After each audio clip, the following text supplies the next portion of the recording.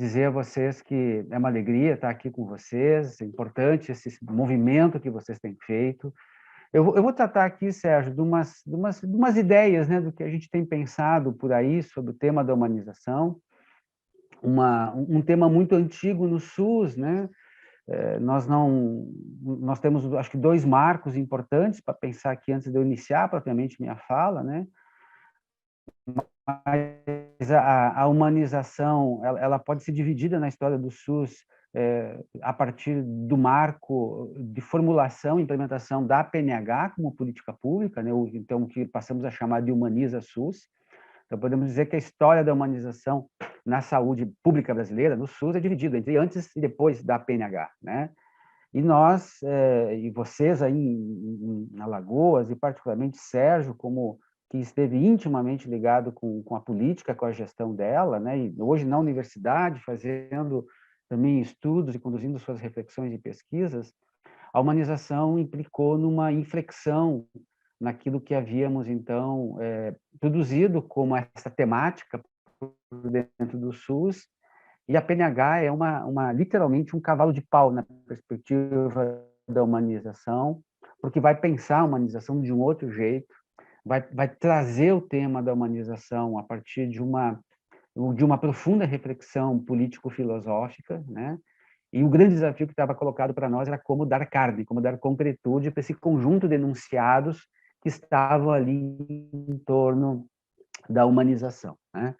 Mas eu queria, então, dizer isso, né? Dizer que nós estamos falando de uma política que se constituiu por 2003, 2004. Então, né, Sérgio, estamos aí completando, nesse ano que entra, 20 anos de humanização, né, na perspectiva da humanização. Nós temos, certamente, muitas reflexões a serem feitas, muitas análises, para percebermos tanto acumulações como dificuldades, e também aprender, talvez, aquilo, né, compreender aquilo que nos faltou tomar como tema da humanização, que são reflexões, eu acho que muito importantes, inclusive, para a gente pensar a perspectiva futura, né, da humanização no SUS, quiçá agora com a retomada da liderança estratégica do Ministério da Saúde, né, como reitor do Sistema Nacional de Saúde, porque nós vivemos, né, uma crise institucional também no SUS, que não é uma crise institucional só da falta de financiamento, né, mas é uma crise institucional de esvaziamento de políticas estratégicas, né, e, de outro lado, de um vazio político-institucional, na medida em que o Ministério foi perdendo a sua capacidade reitora, né? O sistema de saúde hoje, o SUS, ele é absolutamente comandado por uma base descentralizada, e o Ministério da Saúde tem baixíssima capacidade de interferência nos desígnios do SUS. Então, essa é uma questão importante para nós. Basta ver o pronunciamento do ministro, né, domingo à noite, quando diz para as famílias para vacinarem as crianças, né, sobretudo aí pela reemergência, né, da paralisia infantil, da paralisia flácida. Quando, meses atrás, na discussão sobre vacina infantil para a Covid, né, este mesmo ministro diz que não era uma função do Ministério, enfim, obrigar, ninguém estava pedindo para obrigar os pais a vacinarem as crianças, mas que o Ministério não tinha que fazer nenhuma intervenção nesse sentido. Então, a gente vê, né, a falta de liderança do Ministério da Saúde num país tão imenso, né, com dimensões continentais como o Brasil. A gente não consegue pensar o SUS sem o papel estratégico do Ministério da Saúde, né? Tem um papel, então, de liderança importante.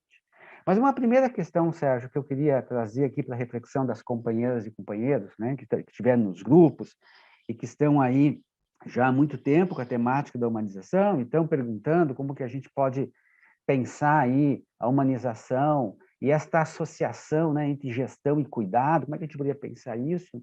Eu queria dizer uma primeira questão, Sérgio, que hoje, não sei se vocês viram, mas acho que na segunda ou no fim de semana, a Elaine,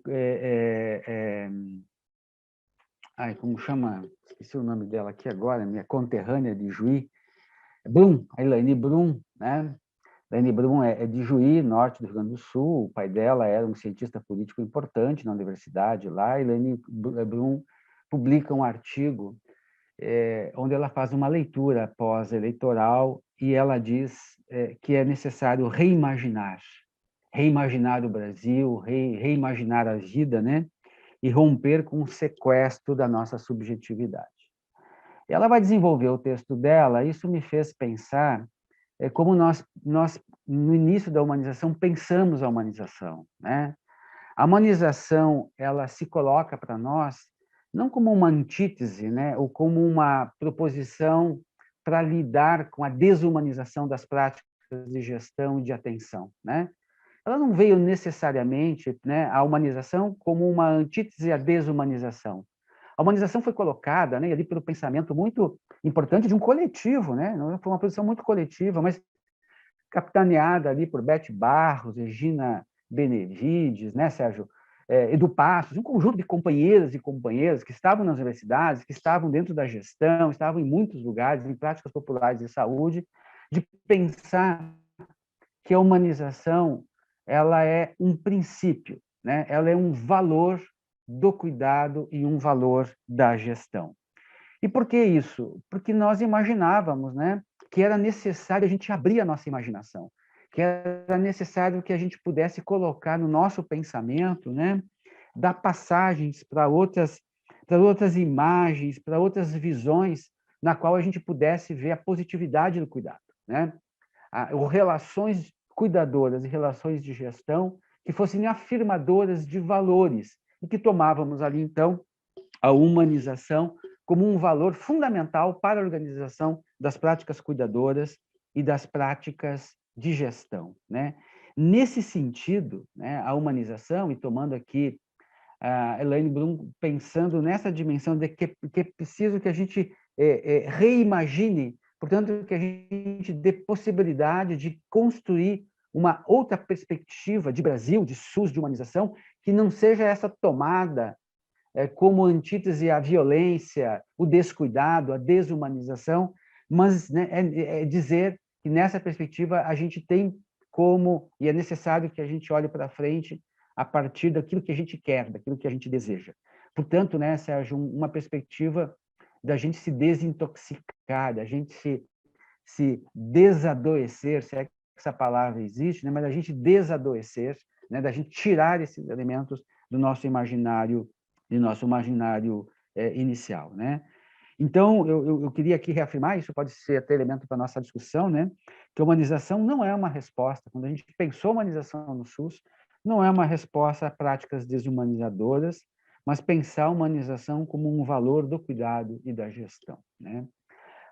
E isso dito, né? Isso dito, talvez a pergunta na sequência que aparece para nós é: mas que valores são esses, né? Que valores a humanização tem colocado para nós, então, como valores que são aquilo que nos reúne, né? Como um certo senso de comunidade, de pertencimento, então, a um conjunto de valores que são da humanização. Eu diria que são praticamente três grandes campos de reflexão aqui para nós, né? O primeiro grande valor da humanização, né, de tomar a humanização como aquilo que nos guia para pensar o cuidado e a gestão, é o reconhecimento do outro, né? Reconhecimento do outro, né, como um legítimo, né, de um outro, de uma outra, como legítimo, e que, por ser outro, alguém que difere de mim. Talvez esse enunciado ético que possa ser assim colocado no lugar, às vezes, de um certo lugar comum, né? Mas pensar a humanização, companheiros e companheiras, na minha perspectiva, é pensar que há outros, né? Há outros na cena do cuidado, há outros na cena da gestão do trabalho, e de que esses outros não estão ali para concorrer comigo, né?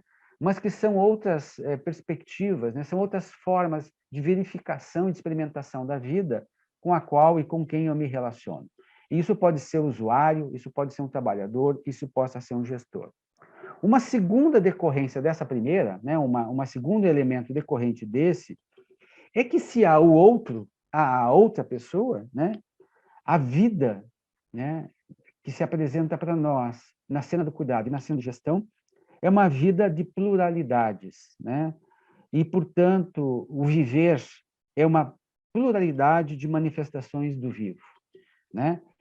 E isso para nós, imagine isso, a gente dizendo isso há 20 anos atrás, e a gente vem construindo isso nas últimas 2 décadas, inclusive com contribuição importante aí de vocês em Alagoas, né? Significa que esse reconhecimento do outro, dessa diversidade, de que essa diversidade ela vai se manifestar no concreto das relações de cuidado, né? Este outro, ou seja, nós estamos dizendo que a vida ela é muito mais plural na sua expressão do que aquilo que a gente possa imaginar. E o acolhimento dessa diversidade, ela é absolutamente o maior desafio ético que nós temos na perspectiva da humanização. E por que isso? Porque este outro, né, esta pluralidade como manifestação do vivo, ela se manifesta de duas formas, né, basicamente. Uma é porque se manifesta como diversidade, né? Nós não somos só brancos, né, de origem é, é, europeia, né? Nós não somos só heterossexuais, nós não somos só urbanos, nós não somos majoritariamente do sul e do sudeste, né? Esta forma de manifestação do vivo ela é muito diversa, né? E esta diversidade que é a potência do vivo, né? Então, o primeiro lugar é reconhecer outro, que essa outreidade se aparece para nós como uma pluralidade das manifestações do vivo e que tem uma primeira manifestação dessa pluralidade que é da diversidade, das diversidades culturais, das manifestações religiosas, das cores das nossas peles, das culturas, das nossas orientações sexuais, das nossas construções religiosas. Nós somos muito diversos. O reconhecimento dessa diversidade é o maior desafio ético da política de humanização ou de uma perspectiva humanizadora dentro do cuidado. Por outro lado, reconhecer que essa pluralidade de manifestação do vivo não é só diversidade, é também desigualdade, né? Nós fomos construindo um Brasil, né, nesses 500 anos de história, um Brasil que se constituiu, né, por um ato de invasão de uma cultura branca que se chamava universal, que ocupa territórios continentais e explora esses continentes, né? A gente pegar aqui toda a história da Europa com o Brasil, né? Escravização dos nossos povos indígenas, né? Mais tarde, por falência desse sistema, né, a expulsão, escravização de homens e mulheres negros da Europa, da África pela Europa, né, que durante 350 anos faz o maior tráfico de gente no planeta, né? E essa história do Brasil constitui a nossa história, né?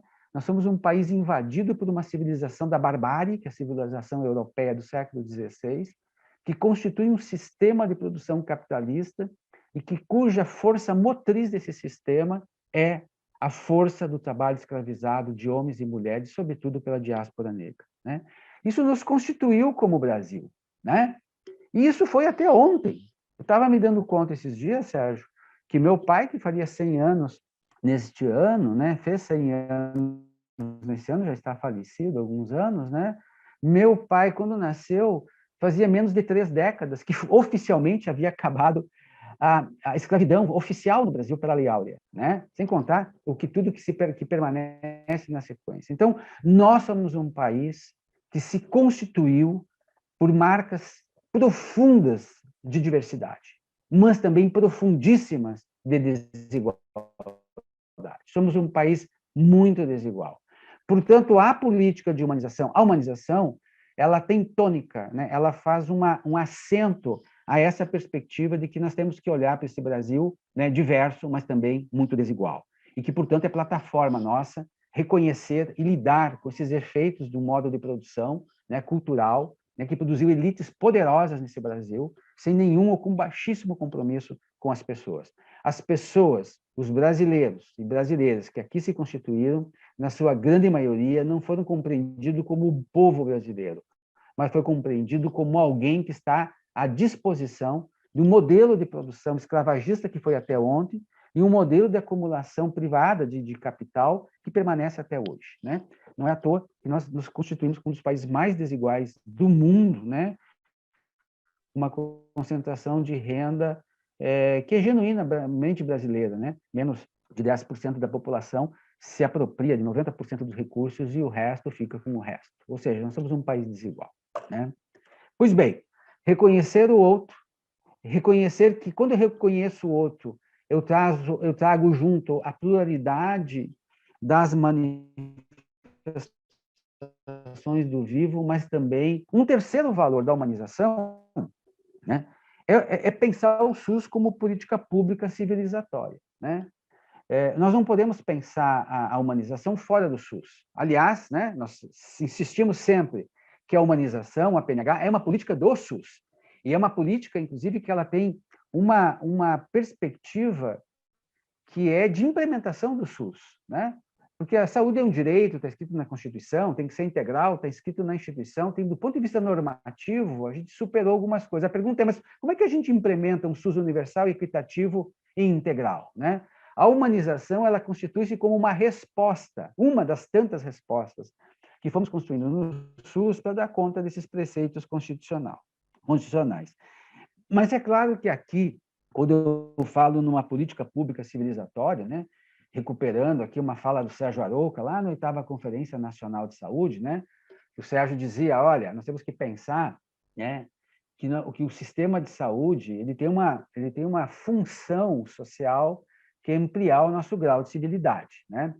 Obviamente que aqui merece hoje uma crítica, né, de que nós não estamos pensando, então, e até talvez fazendo uma certa reparação epistêmica no discurso do Sérgio Arouca, né, de que esta civilidade que nós estamos falando é uma outra civilidade, né, porque não pode ser a civilização que produziu a experiência da violência, ou a experiência muito violenta da invasão, né, dos bárbaros europeus no século XVI.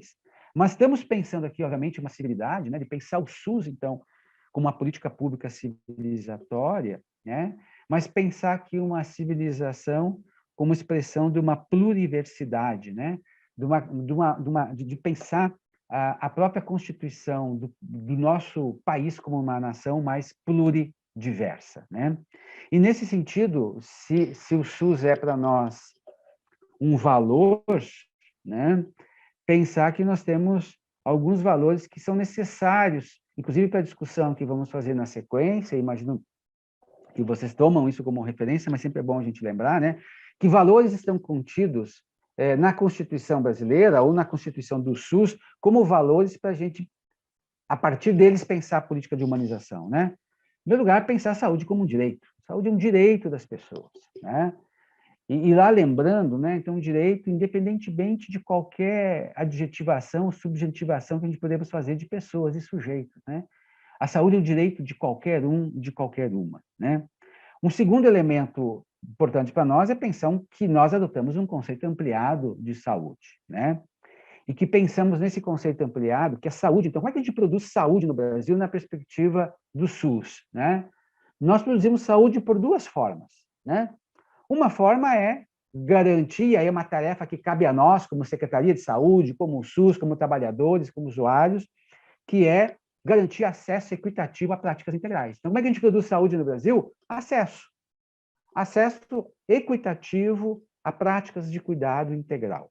Mas nós também assumimos como preposição, né, como entendimento nesse conceito ampliado, que saúde resulta de vida boa. Saúde é resultado.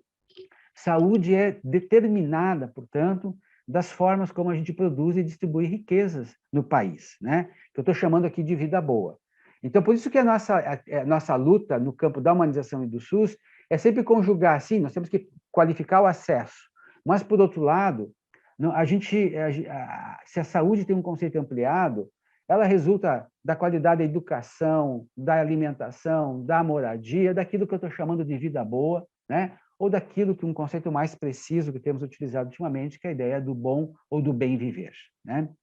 Um terceiro elemento do SUS é pensar, estou pensando aqui então, como valor do SUS, é pensar a integralidade, né? Nós temos que superar, esse é um desafio enorme, né? A fragmentação do cuidado, do acesso, e aqui toda a nossa discussão sobre redes de produção de cuidado integradas e integradoras do cuidado, né? Um outro valor do SUS que é para a humanização, o trabalho em equipe, né? nós fomos capazes de ampliar a efetividade do nosso sistema de saúde quando a gente foi capaz de romper, né, com certos modelos de organização do trabalho em saúde e afirmando o trabalho em equipe interdisciplinar não só como um valor, mas como, de fato, né, uma tecnologia de pensar o cuidado. Portanto, o trabalho em equipe é uma tecnologia organizadora do trabalho, né? Um outro valor fundamental é o tema da democracia nas organizações e a democracia institucional, né?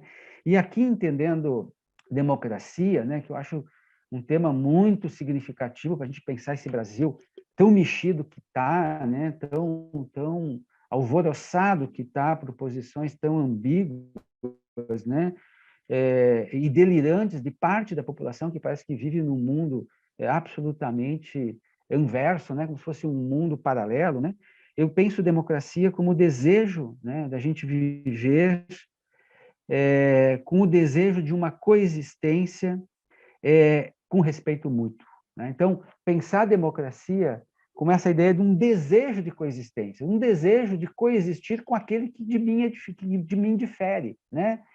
E que esta coexistência, esse desejo de estar com o outro, seja pautado pela ideia do respeito mútuo, né? De que, se somos diferentes, não somos iguais, a convivência e o desejo de coexistência passa necessariamente por respeitar o outro na sua diferença. Eu vou falar disso um pouquinho mais adiante, né?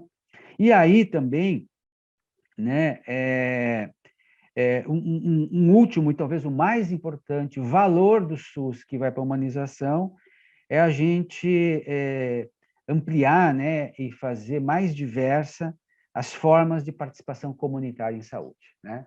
O SUS é uma maquínica, o SUS se produziu por uma aliança histórica entre trabalhadores e usuários, portanto, a participação comunitária na saúde é absolutamente fundamental para sustentar um projeto de saúde que se queira, então, um projeto mais representativo dos interesses da maioria das pessoas, né? Dito isso, né? Dito isso, então estou falando de dizer, olha, reconhecer que existem outros, que esses outros não basta apenas reconhecer, é necessário desejar a coexistência, né? Com este outro que de mim difere. Isso significa respeitar mutuamente, né? Ser respeitado, se respeitar a partir dessa diferença. Acho que um elemento também importante que nós fizemos na humanização, né, é um pouco questionar esse conceito, porque certamente vocês aí em Alagoas, né, na experiência cotidiana de vocês, em que pese a humanização já está num certo lugar de sedimentação, né, quando a gente fala em humanização, não causa muito estranhamento. Vocês imaginem 20 anos atrás a gente fala humanização da saúde, uma política, né? As pessoas nos perguntam, mas que humanização? Política de humanização? Humano cuidando de humano? Precisa ser dito humanização, né? Eu acho que é importante só retomar um elemento dessa conversa, de dizer que esta ideia de que nós temos de humanização, né, e que passa por esse debate que eu estou querendo fazer aqui, de reconhecer o outro como um outro que de mim difere, né, que essa ideia de humanização ela tem que suplantar uma certa compreensão que ela é abstrata, que ela é ahistórica e de que ela é provida de senso comum, de que o humano é imediatamente associado à ideia de cortesia, boa educação, de bondade, né? Este humano, né, que a gente idealiza então, né, que é o bom, é o cordato, é o sujeito capaz de estar associado a essa ideia, né, meio judaico-cristã, de origem judaico-cristã, né, dessa ideia do bom samaritano, de que somos todos pessoas providas, né, por esse sentimento, por esses valores, né? Dizer que este conceito, né, ele é um conceito abstrato, idealizador do humano, que não existe na prática esse humano, né? Não existe na prática esse humano. Então, que conceito de humanização nós fomos tomando? Da humanização como experiência. Nós nos subjetivamos, homens e mulheres, né? Nós nos subjetivamos como pessoas a partir das relações, né? Desta relação que estabelecemos com os outros. Portanto, a humanização, e o humano que está em nós, ele é produzido, né, por relações. E, portanto, o desafio da humanização é a gente mudar, né, alterar estas relações para que elas sejam mais produtoras, então, ou que a produção subjetiva derivada dessas relações sejam mais coerentes com esse princípio fundamental da humanização, que é reconhecer o outro na sua singularidade, né? Pois bem, indo mais já para uma parte final da minha exposição aqui, né? Da gente pensar a humanização como um conceito, ferramenta que nos ajuda a melhorar o cotidiano do trabalho, que ajuda a melhorar as relações no trabalho, relações essas com usuários e usuárias, relação por dentro da gestão, portanto, de gestores que têm cargo de gestão, né, tarefas administrativas de função, de gestão, e trabalhadores que são gestores também, mas estão na perspectiva mais do cuidado, é pensar, então, a política de humanização, como que temos pensado ela e como que ela se pensou, né? Tudo isso que eu tenho dito aqui, né, disse até então, a gente poderia estar se perguntando como que a humanização foi se constituindo nessas 2 décadas como efetivamente uma política, né? E não só uma política, mas a ousadia de ser uma política que transversaliza, né? Que perpassa todos os ambientes, espaços e demais políticas do SUS. Portanto, uma política que transversaliza para transformar. E, ao mesmo tempo, transversalizando para transformar uma política que se transforma, né? Então, eu acho que esse é um elemento para nós também importante para a reflexão aqui, né? Porque a gente pensou uma política de humanização como uma política em movimento, né? Ela é uma política que vai se encostando, né? Se aproximando das práticas de cuidado e de gestão, e ela, então, vai produzir, né, movimentos, ela vai movimentar, né? A ideia da humanização é que ela revolva, que ela movimente, que ela descoagule, né? Que ela desobstrua determinados caminhos que estão obstruídos e que eles passam de novo a fluir, que eles passam de novo a produzir fluxo, né? E nessa direção, né? Pensar que quando a gente pensa uma política que quer produzir desobstruções, ela é uma política da vida, né? A PNH, a humanização, ela é uma política da vida. E a vida é uma coisa muito barulhenta, né? A vida tem muitos sons, a vida tem muitas formas de percebê-la, né? Mas a pergunta é, mas como é que a gente materializa, então, uma política que é um discurso do outro, né? Do reconhecimento do outro como legítimo outro, de que ninguém, né? Como diz o Emerson Merino, uma feliz frase, né? De que a gente lida com vidas plenas, né? E que, portanto, não haveria uma vida que tenha qualquer possibilidade de ser pensada como melhor ou mais prioritária, né? Ou, ao contrário, uma vida que é menor, uma vida que é descartável de um certo outro, de uma certa outra, de certo corpo que talvez não me convenha, né? Mas como é que a gente materializa essa política nesse discurso, né? Como fazer prática, então, discursiva, como se transformar numa prática discursiva de cuidado e de gestão a política de humanização? E aí, eu acho que para referendar, inclusive, o trabalho de vocês, um pouco a perspectiva muito difícil, né, gente? Porque é difícil construir humanização no cotidiano do trabalho, né? Porque pressupõe deslocamentos de muitas ordens, né? Do trabalhador do seu lugar de trabalhador, do usuário desse lugar de ser cuidado, passivo, né?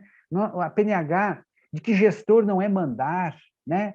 De que fazer governo não é dirigir sozinho o sistema de saúde.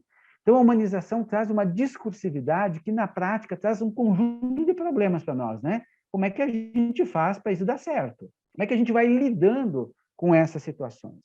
E aí, recuperar rapidamente, eu acho, alguns enunciados que são fundamentais para nós, inclusive para avaliarmos se as práticas que temos feito hoje estão mais ou menos aproximadas com esse ideário da humanização que fomos pensando pela política de humanização, que é uma política em transformação, e que, portanto, somos obrigados a olhar para essa política e ver se ela responde aquilo que nós colocamos lá 20 anos atrás, se, inclusive, ela tem que ser modificada para ampliar a sua eficácia como política pública, né? Então, como é que a gente pensou materialidade para o enunciado discursivo da humanização? Em primeiro lugar, é necessário apontar princípios, né? Apontar forças sobre as quais se sustentam práticas de humanização. E a gente pensava pelo menos 3 princípios, né? O primeiro, que é o desafio que está colocado para vocês aí, que vocês se colocam nesse 11º seminário, que não é possível pensar humanização, descolar a gestão da atenção, né? E nós falamos disso, é inseparável, né? Não é possível dissociar o mundo da gestão, entendendo que o mundo da gestão, né? Eu sempre digo, o que é gestão? Gestão é definir quem faz o quê, sob quais condições. Gestão é definir quem faz o quê, sob quais condições. Então, não tem como eu pensar que alguém define ao que outros alguém vão desenvolver. Porque todo trabalhador da saúde é gestor do seu processo de trabalho. Por uma simples razão. O objeto sobre o qual nós lidamos no campo da saúde, o campo da saúde é um campo de praxis. É um campo de prática que a gente chama de praxis. Por que o campo da saúde é praxis? Porque toda vez que um trabalhador, uma trabalhadora da saúde vai atuar no seu métier, vai desenvolver as suas práticas cuidadoras ou de gestão, ele precisa necessariamente refletir sobre. Portanto, não é automático, como na técnica, né? Eu fazer alguma coisa, está prescrito alguma coisa e eu fazer alguma coisa, né? Porque tem alguns campos da vida que assim funcionam. Mas o campo da saúde é um campo eminentemente de praxis. O trabalhador, a trabalhadora precisa pensar antes de fazer a clínica, o cuidado, a intervenção no grupo, a intervenção territorial, a intervenção na gestão. Ele precisa, portanto, o que se diz em uma escola do pensamento, entrar em atividade. O trabalhador entra em atividade. O trabalhador da saúde não é um sujeito destinado a desenvolver repetições de tarefas que foram prescritas. O trabalhador da saúde entra em atividade, e entrar em atividade significa refletir sobre como executar tais práticas. Portanto, o gestor tem que compreender que o trabalhador ele é gestor do seu trabalho. Se eu separar a formulação da execução, ou seja, se eu não incluir o trabalhador nos processos formulativos das políticas de saúde, elas não acontecem. Porque o trabalhador da saúde, necessariamente, né, ele vai ter que pensar. E, portanto, se ele vai ter que pensar, convoquemos de imediato os trabalhadores a pensar junto as políticas de saúde. Esse foi o primeiro grande dito da política de humanização. Sérgio, apareceu alguma coisa no chat aqui? Eu não sei se... Enfim, fiquem à vontade aí, tá? Se alguém quiser também me interromper, fiquem muito à vontade, tá? Porque às vezes a gente vai entrando numa linha aqui, né, Sérgio? Estou tentando, estou olhando, produzir para você aqui, estou pensando aqui, né? Mas eu quero encerrar, não muito adiante disso aqui, né? Mas uma primeira questão colocada, então, para nós não dissociemos a gestão do cuidado, né? E, portanto, esta é uma prática revolucionária, tirar os gestores desse lugar de que gestor é produzir coisa para os outros fazerem. Esse é um modo tão antigo de pensar, né, que foi pensado há 150 anos atrás, que é inadequado para pensar no século XXI, no século da comunicação, práticas gestoras desse lugar. De outro lado, convencer os trabalhadores da saúde de que eles também não serão só acionados pelo mando, e tem que questionar sua capacidade de penso, de pensar, de querer fazer, né, cuidado e gestão.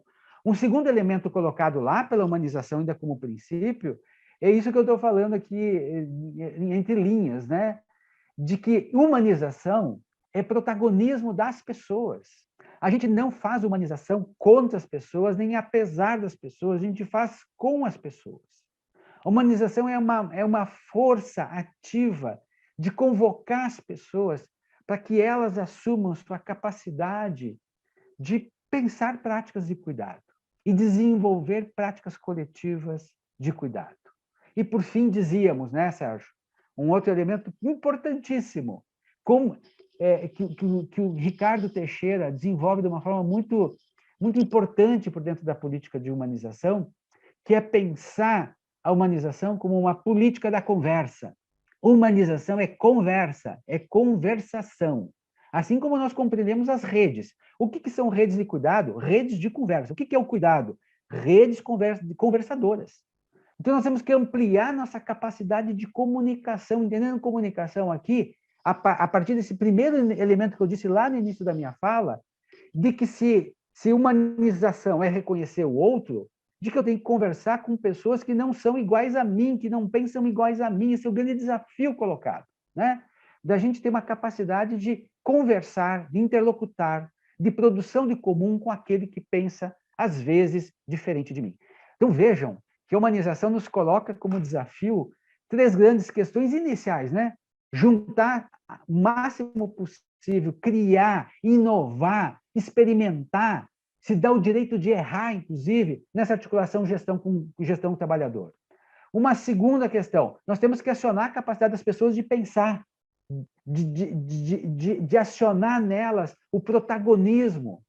Portanto, a humanização está dizendo a tarefa de construção de práticas inovadoras no SUS é uma tarefa coletiva, não é de uma gestora, de um gestor iluminado, de um chefe de uma equipe, em que pese precisamos tudo disso, mas é uma tarefa coletiva. E a terceira, aprendamos a conversar mais com quem a gente não necessariamente se identifica de imediato, né? E aqui toda a perspectiva da conversa entre equipe, não é médico conversando com médico, nem enfermeiro conversando com enfermeiro, em que possa ter essas conversas, mas de promover a conversa na diferença, né? Entre os diferentes. Aprendemos cada vez mais a nos comunicarmos com os usuários e usuárias, que têm outros códigos linguísticos, que têm outras percepções em relação ao cuidado, etc. e tal. Então, a primeira questão colocada para nós aqui é, gente, como é que a gente vai pensar desde o início? Pensar a humanização desde o início é pensar a partir desses 3 elementos. Contudo, não bastava dizer isso, né? E a gente ainda precisava indicar quais são as nossas apostas técnicas, éticas e políticas. A gente quer associar gestão, então, esses 3 inícios que eu falei, esses 3 elementos que eu falei agora no início. Mas com qual direção ética? Com qual direção técnica? E foi aí que a gente foi buscando, em experiências muito diversas do SUS de humanização, alguns elementos que são fundamentais para orientar a política de humanização. Porque não basta dizer humanização, né? Basta dizer humanização se a gente for colocando elementos para transformar este conceito, às vezes vazio, abstrato, em algo concreto. Quais são as direções que a gente diz? Uma primeira direção que a gente diz e a gente reafirma é o acolhimento. O acolhimento é uma direção ético-política fundamental. É aquilo que permite esta aliança, né, estratégica entre usuário e trabalhador de saúde, porque acolher é a nossa capacidade, né, de escutar e de interpretar necessidades de saúde que as pessoas trazem para o serviço de saúde, né?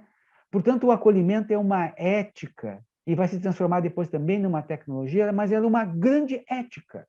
E acolhimento se faz por conversa, né? Se faz pela nossa capacidade de conversar com os outros. Então, não é à toa que em muitos lugares, quando se fala em humanização, imediatamente vem no imaginário das pessoas a ideia do acolhimento, Sérgio. Por que o acolhimento? Porque o acolhimento, de fato, é o grande contrato ético, né? A gente diz, vem até nós, porque a gente vai te acolher, vai te escutar. E esse escutar é abrir conversa, diálogo com as pessoas, para a gente ver que, né, produzir alguma zona de comunidade, alguma zona de singularidade entre quem demanda cuidado e quem tem ferramentas para produzir cuidado. Então, este elemento ético do acolhimento é fundamental para pensar a política de humanização. E pensamos outros, que eu só vou citar aqui para não me alongar, porque acho que vocês são mais e melhor capazes de falar sobre isso do que eu, né? Pensa uma outra clínica, né? Então, uma outra clínica, que nós vamos chamar de uma clínica singular, uma clínica do sujeito, uma clínica ampliada. Portanto, produzir uma relação diferente entre usuário e trabalhador de saúde, menos prescritiva, mais respeitosa, mais capaz de ouvir, né? Enfim, tudo que a gente possa conversar sobre isso. Um outro elemento fundamental: não é possível pensar o acolhimento, nem pensar uma nova clínica em instituições velhas, em organizações ultrapassadas. As nossas organizações de saúde, as nossas secretarias de saúde, a gestão dos nossos processos de trabalho ainda são, em que pese 20 anos de humanização, muito autoritárias. Nós precisamos democratizar as organizações de saúde. E nós apontamos caminhos para isso, né? É pensar conselho, pensar um conjunto diverso de rodas que permita colocar as pessoas em contato. E que essas rodas sejam rodas onde a gente possa conversar, analisar, compreender, estudar situações, para que a gente possa, a partir disso, ou imediatamente com isso, propor novas formas de organização do cuidado e da gestão. A saúde, eu acho que esse é um elemento importante para nós. Todo trabalho em saúde, toda ação em saúde é uma ação coletiva. Quanto mais a gente ampliar os espaços coletivos, mais uma instituição se apropria de saberes diversos que estão nessa instituição e que são potências importantes para a gente pensar formas de suplantar os desafios que temos aqui na gestão e do cuidado. Então, democratizar as relações de poder, as formas de produção e situação de poder nas organizações é absolutamente fundamental. E isso pressupõe a inclusão de trabalhadores e de usuários na nossa perspectiva aí de cuidado e de gestão, né? E falamos ainda de outras questões, né? De pensar o tema da ambiência.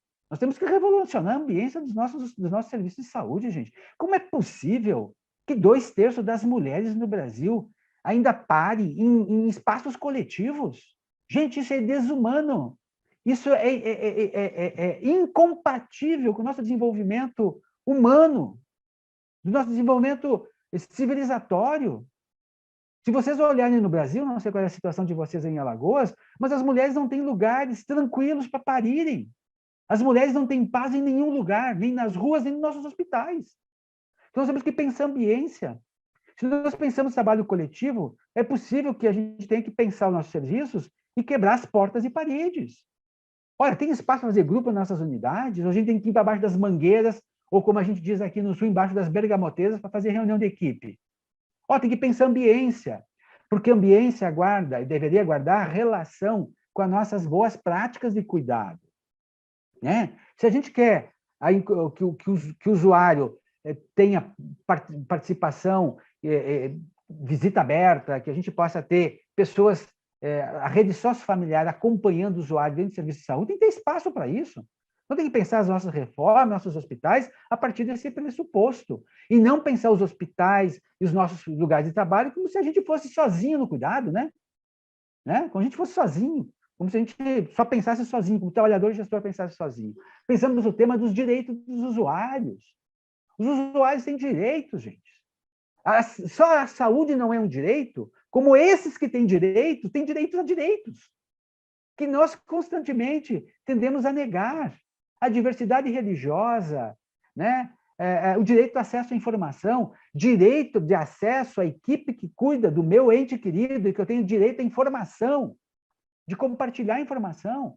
Enfim, um conjunto de enunciados que a humanização vai tomar como diretoras, como diretrizes, como objetivo para a gente pensar esse processo. Por fim, para terminar, dizer o seguinte: mas muito bem, né, cara pálida?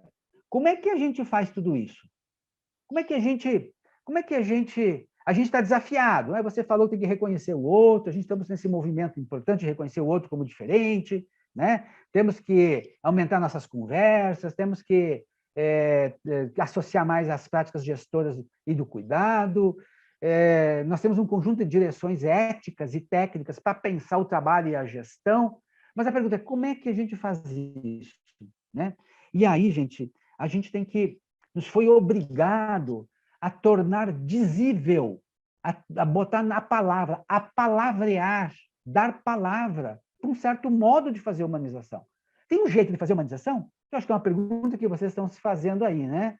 Como é que a gente, associando aqui o tema da gestão, da assistência, da articulação do cuidado em rede, né? A humanização, ela nos informa o que sobre isso, né? Sem dizer que a gente tem o método, o modo de pensar a humanização, né? Como em muitos lugares já recebemos críticas por isso, né? Mas dizer sim que a humanização ela foi percebendo que tem um certo modo de fazer humanizador, né? De se fazer humanização. E que este modo ele é muito simples. O método da humanização é a coisa mais simples que tem. Mas nós dizemos que o método da humanização tem 3 pedaços, né? Em primeiro lugar, é um método da inclusão. Gente, vocês querem fazer humanização? E a humanização é uma obra coletiva? Incluam. Incluam o máximo possível de gente, de pessoas, de processos, de movimentos, na feitura, na gestão do cotidiano do cuidado e da gestão. Incluam pessoas. Primeira inclusão, incluam pessoas, façam rodas. Ampliem a capacidade de conversa. Tenhamos a capacidade de suportar este outro que nos desafia, né? Então, humanização, dizer, inclua pessoas, inclua, segunda inclusão, inclua grupos coletivos, redes, grupos sociais na formulação das políticas. Não é possível pensar política para as mulheres, pensar política de saúde para as mulheres, sem conversar com o contingente de movimentos que se organizam em torno dessa questão de gênero, que inclusive ultrapassa a dimensão de gênero, né? Hoje, mulher é um conceito que não dá conta, inclusive, dessa manifestação do feminino, né? Ela é muito mais ampliada do que isso. Então, tenhamos capacidade de chamar e botar na roda. Mas a humanização dizia que ela fazia 3 inclusões, o método da tríplice inclusão, né? Inclusão de sujeitos, inclusão, primeira, de sujeitos, pessoas no singular, né? Incluir o usuário na clínica, o trabalhador na gestão. Segunda, manter o diálogo aceso com a sociedade que instituiu o SUS como política pública. Portanto, conversar com redes e movimentos sociais. E disputar com essas redes, né, o sentido humanizador do cuidado. Porque não é quando a gente fala com redes e movimentos sociais que a gente se transforma imediatamente num papel que absorve tudo, né? Pelo contrário, a nossa perspectiva de comunicação não é uma perspectiva de tudo que você trouxer entrará, porque eu também vou entrar na roda. Então, o desafio ético é como que a gente produz um certo comum nessa diferença. Mas qual seria a terceira inclusão da humanização? A humanização está dizendo o seguinte para a gente: é muito fácil fazer roda. Não é fácil, né? Mas a gente já tem muita experiência, né, gente? 34 anos de SUS, a gente já rodou muita baiana por aí, como se diz, né? A gente aprendeu a fazer isso, não é? A gente fez muitas dessas coisas, né? Então, a gente já tem um grande estoque de experiências, em certos modos de fazer inclusivo. Mas a humanização está chamando a atenção para a terceira inclusão, e ela é a seguinte: quando você inclui o diferente, quando você inclui, não o diferente, mas a diferença nessas rodas, o que vai comparecer como experiência humanizadora? Este outro que é a expressão do singular, que é a expressão única, de uma existência única. E este sujeito, esse grupo, esse movimento social, quando identifica que esse espaço de inclusão é um espaço que não é para manipular, que não é um espaço para a gente, de novo, exercer a nossa função gestora autoritária, que é um espaço para conversa, esses outros vão colocar seus interesses, seus desejos, suas necessidades. E quando colocar isso, né, isso, como eu dizia antes, né, de que a vida, né, é uma forma muito barulhenta, dar vazão à vida, trazer a vida, isso que pulsa como diferença, né? Quando a gente traz isso para dentro da gestão e do cuidado, isso produz barulho. O que a humanização está dizendo para a gente? Gente, suportem esta entrada do outro, deem passagem para este outro, né? Num primeiro momento, deem passagem. Esses enunciados precisam comparecer nas rodas, porque o que a gente quer? Eu falei lá no início, descoagular, tirar esta rolha que tampa esse fluxo. A humanização tira a rolha e esses outros que estavam obstruídos passam. Quando passam água pelo cano, faz barulho, não faz? A gente bota um estetoscópio em cima do coração, a gente vê as bulhas, né? A gente vê a circulação fazendo barulho, coração, válvula fazendo barulho, né? Portanto, a gente tem que suportar essa entrada do outro, mas, ao mesmo tempo, o grande desafio é entrar numa disputa que não é uma disputa de briga, mas é uma disputa por respeito mútuo à diferença, de disputar com o outro o sentido do cuidado, né? E isso é pensar a gestão contemporânea, e isso é pensar o cuidado contemporâneo, né?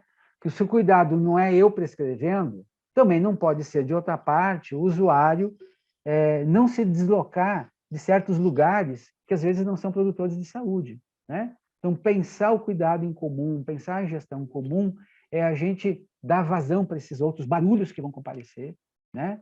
Mas a gente saber que esses barulhos não são um problema. Na gestão autoritária, isso se chama ruído institucional. O que é ruído institucional? É barulho que é barulho que aparece de uma máquina que está vibrando errada, né? Ele tem um motor. O motor, quando vibra errado, ele faz barulho. Se ele continuar funcionando, ele quebra. As organizações, às vezes, funcionam assim. Quando tem barulho, elas não identificam o barulho como algo que é resultado de conversas entre diferentes. O barulho tem que ser sufocado porque é um ruído, né? Nós, ao contrário, queremos produzir ruídos, porque novos atores e novas atrizes estarão na roda. E esses sujeitos vão falar. Vão, talvez em algum momento, inclusive, porque foi muito tempo reprimido a fala, falar alto, falar grosso, né? Eu vejo aqui com meus irmãos e irmãs negros e negras, né, que têm conseguido ampliar os espaços, temos produzido homens brancos menos racistas, temos produzido, em alguma medida, né, políticas afirmadoras e afirmativas e reparadoras, que a entrada desses novos atores nas organizações produz muito ruído. 400 anos de senzala, a gente, quem é que vem? Né? Isso produz força. As pessoas querem falar dos seus mal-estares, do seu sofrimento, da morte, do medo, né? A gente não pode ouvir isso como se fosse, ai, né, tá me agredindo, não deixa passar, isso precisa ser passado, sob o risco da gente não produzir um entendimento comum e uma nova perspectiva de uma sociedade menos violenta. Eu tinha pensado, Sérgio, estou encerrando aqui, né, em falar muitas outras coisas, eu não sei bem exatamente por onde eu fui, né, mas dizer, então, de que, para nós, a humanização é um grande valor, é um valor fundamental de uma nova sociabilidade, de reconhecimento do outro, que é uma política problemática, porque ela vai trazer outras formas de percepção do mundo, da vida e do viver, né? E de que a gente tem que aprender, né, cada vez mais a lidar com essas diferenças para pensar um plano do cuidado mais comum, né? Bem, eu acho que eu falei quase uma hora aqui.